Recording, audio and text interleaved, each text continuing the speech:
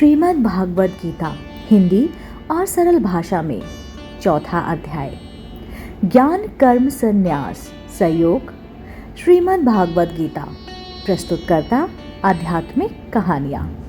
तीसरे अध्याय के श्लोक 4 से लेकर 21 तक वे भगवान ने कई प्रकार के नियम कर्मों के आचरण की आवश्यकता बताई।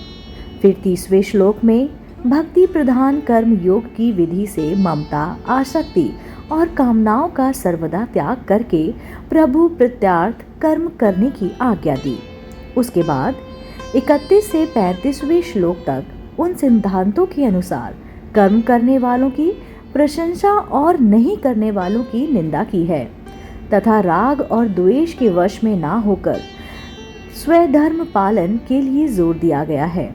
फिर 36वें श्लोक में अर्जुन के पूछने से 37वें श्लोक से अध्याय पूरा होने तक काम को सर्व अर्थों का कारण बताया गया है और बुद्धि के द्वारा इंद्रियों और मन को वश करके उनका नाश करने की आज्ञा भी दी है।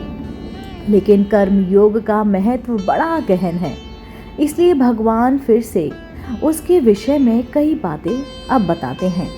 उसका आरंभ करते हुए पहले 3 श्लोकों में उन कर्म योग की परंपरा बताकर उनकी महिमा सिद्ध करके प्रशंसा करते हैं। श्री भगवान बोले, मैंने इस अविनाशी योग को सूर्य से कहा था। सूर्य ने अपने पुत्र वैवस्वत मनु से कहा और मनु ने अपने पुत्र राजा इक्ष्वाकु से कहा। हे परंतप अर्जुन, इस प्रकार परंपरा से प्राप्त इस योग और राजर्षियों ने जाना, किंतु उसके बाद वह योग बहुत काल से इस पृथ्वी लोक में लुप्त प्राय हो गया।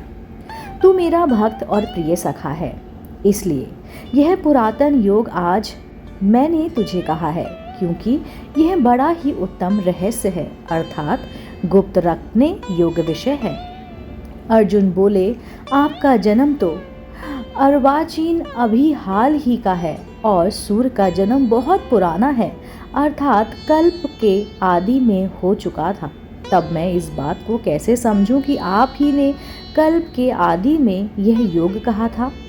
श्री भगवान बोले, हे परमपद अर्जुन, मेरे और तेरे बहुत से जन्म हो चुके हैं, उन सबको तू नहीं जानता, किंतु मैं जानता हूँ। मैं अजन्मा और अविनाश स्वरूप होते हुए भी तथा समस्त प्राणियों का ईश्वर होते हुए भी अपनी प्रकृति को अधीन करके अपनी योग माया से प्रकट होता हूँ।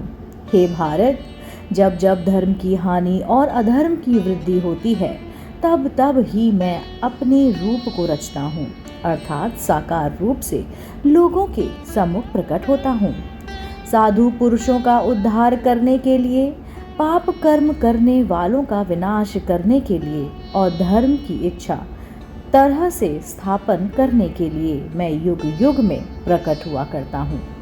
हे अर्जुन, मेरे जन्म और कर्म दिव्य अर्थात निर्मल और अलौकिक हैं। इस प्रकार जो मनुष्य तत्व से जान लेता है, वह शरीर को त्याग कर फिर जन्म को प्राप्त नहीं होता, किंतु मुझे ही प्राप्त होता है।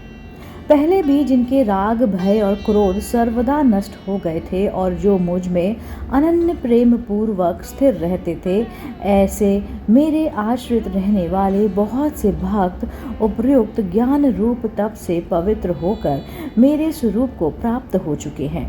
हे अर्जुन, जो भक्त मुझे जिस प्रकार भजते हैं, मैं भी उनको उसी प्रकार भजता हूँ, क्योंकि सभी मनुष्य सब प्रकार से मेरे ही मार्ग का अनुसरण करते हैं। इस मनुष्य लोक में कर्मों के फल को चाहने वाले लोग देवताओं का पूजन किया करते हैं, क्योंकि उनको कर्मों से उत्पन्न होने वाली सिद्धि शीघ्र ही मिल जाती है। ब्राह्मण, क्षत्रिय, वैश्य और शूद्र, इन 4 वर्णों का समूह गुण और कर्मों के विभाग पूर्वक मेरे द्वारा रचा गया है। इस प्रकार उस सृष्टि रचनादि कर्म का कर्ता होने पर भी मुझ अविनाशी परमेश्वर को तू वास्तव में अकर्ता ही जान। कर्मों के फल में मेरी स्पृहा नहीं है, इसलिए मुझे कर्म लिप्त नहीं करते। इस प्रकार जो मुझे तत्व से जान लेता है वह भी कर्मों से नहीं बंधता। पूर्व काल में मुमुक्षुओं ने भी इस प्रकार जानकर ही कर्म किए हैं, इसलिए तू भी पूर्वजों द्वारा सदा से किए जाने वाले कर्मों को ही कर। कर्म क्या है और अकर्म क्या है, इस प्रकार इसका वर्णन और निर्णय करने में बुद्धिमान पुरुष भी मोहित हो जाता है। इसलिए वह कर्म तत्व में तुझे भली भांति समझाकर कहूँगा, जिसे जानकर तू अशुभ से अर्थात कर्म बंधन से मुक्त हो जाएगा। कर्म का स्वरूप भी जानना चाहिए और अकर्म का स्वरूप भी जानना चाहिए तथा विकर्म का स्वरूप भी जानना चाहिए, क्योंकि कर्म की गति गहन है। जो मनुष्य कर्म में अकर्म देखता और जो अकर्म में कर्म देखता वह मनुष्य में बुद्धिमान है और वह योगी समस्त कर्मों को करने वाला है। जिसके संपूर्ण शास्त्र समस्त कर्म बिना कामना और संकल्प के होते हैं तथा जिनके समस्त कर्म ज्ञान रूप अग्नि के द्वारा भस्म हो गए, उस महापुरुष को ज्ञानी जन भी पंडित कहते हैं। जो पुरुष समस्त कर्मों में और उनके फल में आसक्ति का सर्वदा त्याग करके संसार के आश्रय से रहित हो गया और परमात्मा में नित्य तृप्त है, वह कर्मों में भली भांति बरतता हुआ भी वास्तव में कुछ भी नहीं करता। जिसका अंतकरण और इंद्रियों के रहित शरीर जीता हुआ है और जिसने समस्त भोगों की सामग्री का परित्याग कर दिया है, ऐसा आशा रहित पुरुष केवल शरीर संबंधी कर्म करता हुआ भी पापों को प्राप्त नहीं होता। जो बिना इच्छा के अपने आप प्राप्त हुए पदार्थ में सदा संतुष्ट रहता है, जिसमें ईर्ष्या का सर्वदा अभाव हो गया है, जो हर्ष शोक आदि द्वंद्वों में सर्वदा अतीत हो गया है, ऐसा सिद्धि और असिद्धि में सम रहने वाला कर्म योगी कर्म करता हुआ भी उनसे नहीं बंधता। जिसकी आसक्ति सर्वदा नष्ट हो गई हो, जो देहाभिमान और ममता रहित हो गया है, जिसका चित्त निरंतर परमात्मा के ज्ञान में स्थिर रहता है, ऐसा केवल यज्ञ संपादन के लिए कर्म करने वाले मनुष्य के संपूर्ण कर्म भली भांति विलीन हो जाते हैं। जिस यज्ञ में अर्पण अर्थात शुभ्र आदि भी ब्रह्म है और हवन किए जाने योग्य द्रव्य भी ब्रह्म है तथा ब्रह्म रूप कर्ता के द्वारा ब्रह्म रूप अग्नि में आहुति देना रूप क्रिया भी ब्रह्म है, उस ब्रह्म कर्म में स्थित रहने वाले योगी द्वारा प्राप्त किए जाने वाले योग फल भी ब्रह्म ही है। दूसरे योगी जन देवताओं के पूजन रूप पर ब्रह्मा परमात्म स्वरूप अग्नि में अभेदन दर्शन रूप यज्ञ के द्वारा ही आत्म रूप यज्ञ का हवन किया करते हैं। अन्य योगी जन श्रोत आदि समस्त इंद्रियों को संयम रूप अग्नियों में हवन किया करते हैं और दूसरे लोग शब्द आदि समस्त विषयों को इंद्र रूप अग्नियों में हवन किया करते हैं। दूसरे योगी जन इंद्रियों की संपूर्ण क्रियाओं को और प्राण की समस्त क्रियाओं को ज्ञान से प्रकाशित आत्म संयम योग रूप अग्नि में हवन किया करते हैं। कई पुरुष द्रव्य संबंधी यज्ञ करने वाले हैं, कितने ही तपस्या रूप यज्ञ करने वाले हैं तथा दूसरे कितने ही योग रूप यज्ञ करने वाले हैं। कितने ही अहिंसा आदि तीक्ष्ण व्रतों से युक्त रत्नशील पुरुष स्वाध्याय रूप ज्ञान यज्ञ करने वाले हैं। दूसरे कितने ही योगी जन अपान वायु में प्राण वायु को हवन करते हैं, वैसे ही अन्य योगी जन प्राण वायु में अपान वायु को हवन करते हैं तथा अन्य कितने ही नियम आहार करने वाले प्राणायाम परायण पुरुष प्राण और अपान की गति को रोककर प्राणों को प्राणों में ही हवन किया करते हैं। ये सभी साधक यज्ञों द्वारा पापों का नाश कर देने वाले और यज्ञों को जानने वाले हैं। हे कुरुश्रेष्ठ अर्जुन, यज्ञ से बचे हुए अमृत रूप अन्न का भोजन करने वाले योगी जन सनातन परम ब्रह्मा परमात्मा को प्राप्त होते हैं, और यज्ञ न करने वाले पुरुष के लिए तो यह मनुष्य लोक भी सुखदायक नहीं है, फिर परलोक कैसे सुखदायक हो सकता है। इसी प्रकार और भी बहुत तरह के यज्ञ वेद की वाणी में विस्तार से कहे गए हैं। उन सबको तो मन, इंद्रिया और शरीर की क्रिया द्वारा संपन्न होने वाले इस प्रकार तत्व को जानकर उनके अनुष्ठान द्वारा तो कर्म बंधन से सर्वदा मुक्त हो जाएगा।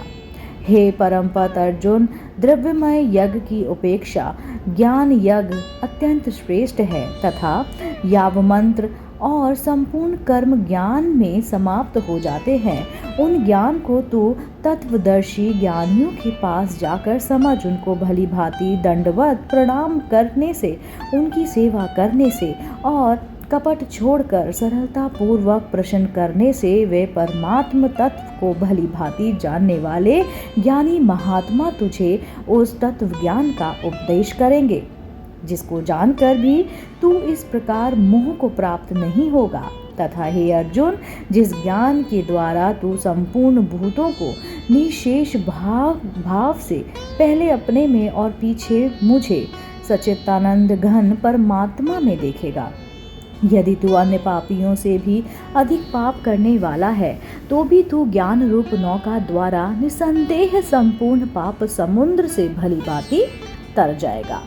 क्योंकि हे अर्जुन, जैसे प्रज्वलित अग्नि ईंधनों को भस्ममय कर देती है, वैसे ही ज्ञान रूप अग्नि संपूर्ण कर्मों को भस्ममय कर देती है। इस संसार में ज्ञान के समान पवित्र करने वाला निसंदेह कुछ भी नहीं है। इस ज्ञान को कितने ही काल से कर्मयोग के द्वारा शुद्धतांतकरण हुआ मनुष्य अपने आप ही आत्मा को पा लेता है। जितेंद्रिय, साधन परायण और श्रद्धावान मनुष्य ज्ञान को प्राप्त होता है, तथा ज्ञान को प्राप्त होकर वह बिना विलंब के तत्काल ही भगवत प्राप्ति रूप परम शांति को प्राप्त हो जाता है। विवेकहीन और श्रद्धा रहित शयन युक्त मनुष्य परमार्थ से अवश्य भ्रष्ट हो जाता है। ऐसे शयन युक्त मनुष्य के लिए ना ये लोग है, ना परलोक है और ना सुख ही है। हे धनंजय, जिसने कर्म योग की विधि से समस्त कर्मों को परमात्मा में अर्पण कर दिया है और जिसने विवेक द्वारा समस्त शयनों का नाश कर दिया है, ऐसे वश में किए हुए अंतकरण वाले पुरुष को कर्म नहीं बांधते। इसलिए हे भारतवंशी अर्जुन, तू हृदय में स्थित इस अज्ञान जनित अपने शयन का विवेक ज्ञान रूप तलवार द्वारा छेदन करके समस्त रूप कर्म योग में स्थित हो जा और शुद्ध के लिए खड़ा हो जा।